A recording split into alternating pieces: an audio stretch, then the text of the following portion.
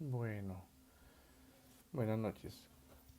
Vamos a explicar este primer ejercicio de la taller de la unidad uno, donde tenemos que explicar esos conceptos básicos. Carga eléctrica.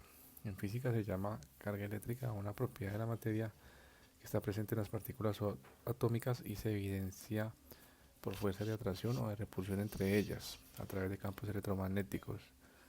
La materia compuesta por átomos es eléctricamente neutra, es decir, no está cargada a menos que algún factor externo la cargue.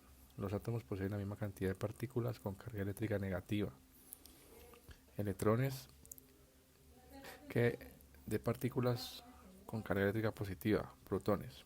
Las cargas eléctricas no pueden crearse ni destruirse. La cantidad de carga eléctrica en el universo es constante, no cambia con el tiempo. Corriente eléctrica. Se llama corriente eléctrica al flujo de carga eléctrica a través de un material conductor debido al desplazamiento de los electrones que orbitan el núcleo de los átomos que componen el conductor. Este movimiento de partículas se inicia una vez que en los extremos del conductor se aplica una tensión externa, como una batería, por ejemplo.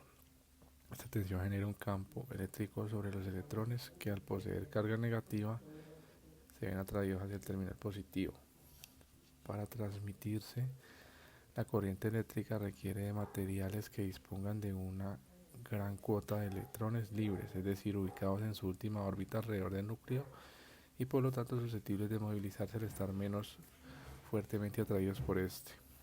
Tensión o voltaje es la diferencia entre la energía eléctrica potencial que posee una carga en los dos puntos debido a la presencia de un campo eléctrico dividida por el valor de la carga en sí.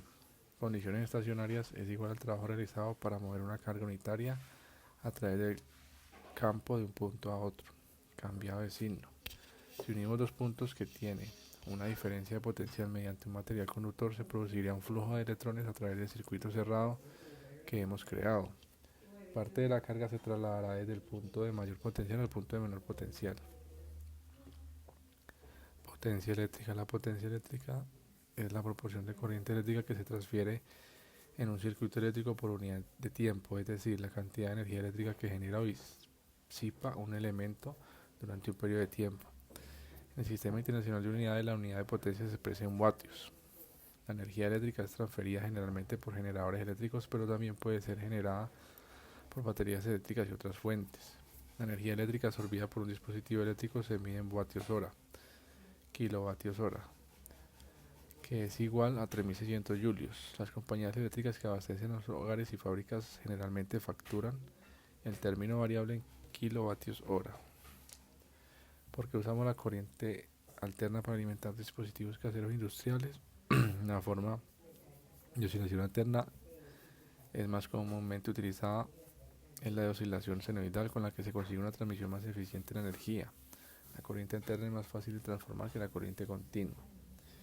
En cuanto a la guerra de las corrientes, Tesla estaba a favor de la corriente alterna y Edison la corriente continua.